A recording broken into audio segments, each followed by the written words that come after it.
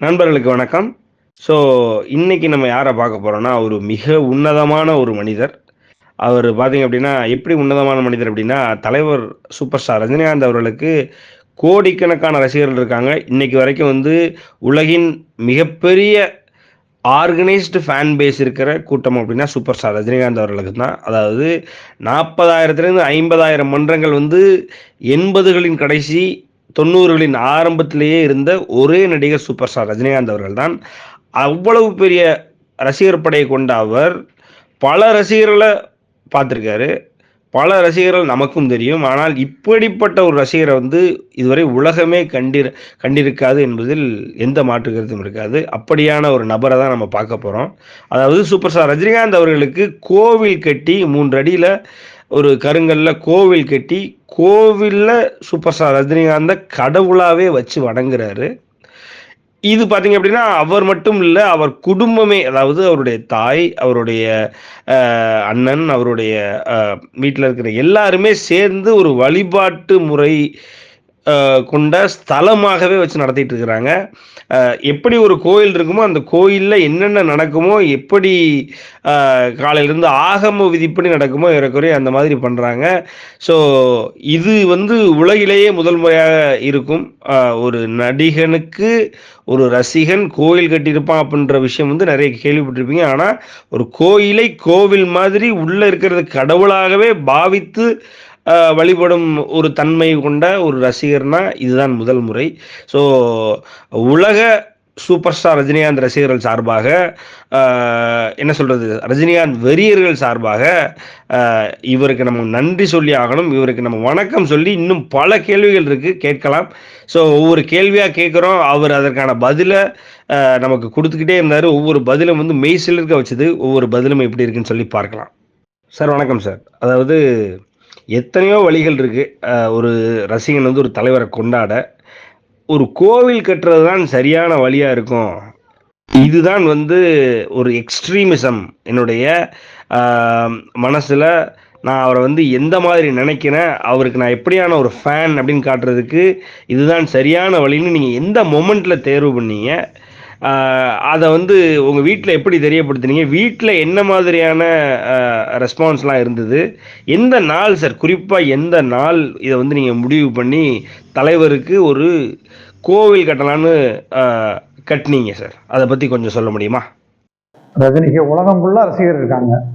தலைவருக்கு புதுப்படம் ரிலீஸ் ஆனாலும் சரி, அல்ல அவருடைய பிறந்த நாளா இருந்தாலும் சரி, ஒவ்வொரு ரசிகரும் ஒவ்வொரு மாதிரி விதவிதமா போஸ்டர்ல ஆரம்பிச்சு, பேனர்ல ஆரம்பிச்சு, வான் உயரத்துக்கு கட் அவுட் பண்ணி, மாலைகள்லாம் போட்டு எல்லாமே எல்லா விஷயத்தையும் அவர் பண்ணிட்டாங்க. தலைவருக்கு பண்ணாத விஷயமே எதுவுமே இல்லைன்னு யோசித்தோம்.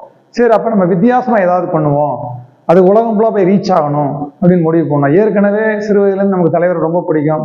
அவர் படங்களை ஃபுல்லாக நம்ம வீட்டில் வச்சு வேற கும்பிடுறோமா, சரி ஏன் அவர் தான் நம்ம மனித கடவுள்ன்றோம், தெய்வமேன்னு சொல்றோம், கடவுளாவே தலைவர் ஆக்கிறோம்னு முடிவு பண்ணோம். அதனாலதான் கருங்கல்ல முழுக்க முழுக்க கருங்கல்லே தலைவருக்கு 3 அடியில் ஒரு சிலையை பண்ணி இதை செய்வோம்னு முடிவெடுத்தோம். ரஜினி ரசிகர்களா இருக்க நாங்க ரஜினி பக்தரா மாறணும்னு நினைச்சோம். அப்போ எதுக்கு கோயிலே கட்டி தலைவரை வணங்கும்னு முடிவெடுத்து தான் இந்த விஷயத்தை செய்யணும்னு முன்னுக்கு வந்தோம். வீட்டுல அம்மா அண்ணன் எல்லாரோடய உட்காந்து டிஸ்கஸ் பண்ணதுக்கு அப்புறம் எல்லாரும் ஓகே சொன்னதுக்கு அப்புறம் தான் போன இயர் அக்டோபர் 26, 2023 தலைவருக்கு கருங்கல் சிலை வச்சு கும்பாபிஷேகம் நடத்தணும். சார் இத பண்றதோடைய நோக்கம் என்ன சார்? அதாவது சூப்பர் ஸ்டார் ரஜினிகாந்த் அவர்கள் வந்து அரசியல் வேணான்னு சொல்லிட்டாரு. அண்ட் இனிமேல் உங்களுக்கு வந்து அவர் மூலியமா எந்த ஒரு ஆதாரமும் கிடைக்க வாய்ப்பே இல்ல. அப்படி இருந்தும் இத பண்றதுக்கான நோக்கம் தான் என்ன? எங்க குலசாமி ரஜினியை நாங்க எதையும் எதிர்பார்த்து என்ன பண்ணல, இந்த கோயிலை கட்டல. அவர் அரசியலுக்கு வந்தாலும் சரி வராட்டாலும் சரி நாங்க இந்த விஷயத்த செய்யணும்னு ஏற்கனவே முடிவெடுத்து தான் வச்சிருந்தோம். 3 ஜெனரேஷனுக்கு அப்புறம் கூட இந்த மாதிரி ஒரு சூப்பர் ஸ்டாருக்கு, உலக சூப்பர் ஸ்டாருக்கு சிலை வச்சு அவர் பிரசன்ட்ல இருக்கும் போதே கும்பிட்டாங்க வணங்கினாங்க ஒரு குடும்பம்ன்றது வந்து 3 ஜெனரேஷனுக்கு அப்புறம் கூட தெரியணுன்றதுதான் எங்களுடைய நோக்கம். இப்படியான ஒரு ரசிகரை வந்து உலகமே பார்த்ததில்ல. ஸோ இப்படியான ஒரு ரசிகரா இருக்கீங்க. கண்டிப்பா தலைவருக்கு இத பத்தி தெரிஞ்சிருக்கும்னு நான் நம்புறேன். ஒருவேளை தலைவருக்கு தெரிஞ்சிருந்து தலைவர்ட்ட இருந்து அழைப்பு எதுவும் வந்துதா? அ அப்படி அழைப்பு எதுவும் வந்து ஒருவேளை தலைவர நீங்க வந்து சந்திக்க முடிஞ்சது அப்படின்னா, தலைவர்ட்ட நீங்க கேட்கணும்னு நெனைக்கிற அந்த ஒரு கேள்வி என்னவா இருக்கும்? தலைவர்கிட்ட இருந்து இன்னும் அழைப்பு வரல. அந்த அழைப்புக்காக நானும் என் குடும்பமும் காத்திருக்கிறோம். கண்டிப்பா ஒரு நாள் தலைவர் அழைப்பார்ன்ற நம்பிக்கை இருக்குது. அவர் வந்து எங்க குலசாமி, அவர்கிட்ட நாங்க கேள்வியெல்லாம் கேட்க முடியாது. வேணா ஒரு சின்ன ரிக்வஸ்ட் வேணா சொல்லலாம். சாமியே தலைவா, உங்களை பார்த்து உங்க கூட போட்டோ எடுக்கணும், கோடிக்கணக்கான ரசிகர்கள் காத்திருக்காங்க, அந்த ஆசையை நீங்க நிறைவேற்றி கொடுங்கன்னு மட்டும்தான் நாங்க சொல்ல முடியும். இல்லை சார், நீங்கள் ரொம்ப மாடஸ்டாக இருக்கீங்க. ஆனால் நான் வந்து இப்படி இப்படி கேட்குறேனே, சூப்பர் ஸ்டார் ரஜினிகாந்த் அவர்களே வந்து உங்கள்கிட்ட சொல்கிறார், என்கிட்ட ஏதாவது நீ ஒரு கேள்வி கேட்டே தான் ஆகணும், நீ வந்து உன்னை நான் நேரில் சந்திக்கணும்னு நான் நினச்சேன், அதனால தான் நான் உன்னை கூப்பிட்ருக்கேன், ஸோ நீ என்கிட்ட ஏதாவது கேள்விகள் கேட்டே தான் ஆகணும் அப்படின்னு அவரு சொல்கிறாரு. அப்படின்னா ஏதோ ஒரு கேள்வி நீங்கள் கேட்டே தான் ஆகணுன்ற ஒரு தர்ம சங்கடத்தில் இருக்கீங்க. அப்போ என்ன கேள்வி கேட்பீங்க சொல்லுங்கள் சார். ஏன்னா உங்களை மாதிரியான ரசிகர்கள் வந்து அவர்கிட்ட என்ன கேட்கணும், இல்லை அவர்கிட்ட என்ன எதிர்பார்க்குறாங்கன்றது தெரியணும் சார் எங்களுக்கு. வாய்ப்பு கிடைச்சா அந்த நாள் என் வாழ்க்கையில மறக்க முடியாத பொண்ணு நாளாகும். அவரை சந்திச்சோடனே நமக்கு ஒரு மிகப்பெரிய பிரமிப்பு தான் இருக்கும், ஆச்சரியமா இருக்கும். ஏன்னா உலகத்தோட 8வது அதிசயமே அவர் தான். என்னை பொறுத்தளவு அவர் எங்க குடும்பத்தோட குலசாமி. அவர்கிட்ட கேள்வியெல்லாம் நாங்க கேட்க முடியாது. நீங்க கேள்வி கேளுங்கன்னு ஒரு ஆப்ஷன் சொல்றதுனால நான் 3 கேள்வி அவர்கிட்ட முன் வைக்கலாம். அது கூட ரிக்வஸ்டா தான் வைக்க முடியும். ஃபர்ஸ்ட் கொஸ்டின், ஆசியா கண்டத்திலே அதிகமாக சம்பளம் அவங்க நடிகராக இருக்கக்கூடிய உலக சூப்பர் ஸ்டார் ரஜினிகாந்த் நீங்க எப்படி தலைவர் இவ்வளவு சிம்பிளா எளிமையா இருக்கிறீங்க? இதுதான் என்னுடைய முதல் கேள்வி. 2வது கொஸ்டின் பாத்தீங்கன்னா, நிறைய உதவிகள் தமிழ்நாடு மட்டும் இல்லாம வெளிநாடு முதற்கொண்டு அவ்வளவு உதவிகள் செய்றீங்க, ஏன் அந்த உதவிகளை நீங்க விளம்பரப்படுத்த மாட்டேங்கிறீங்க?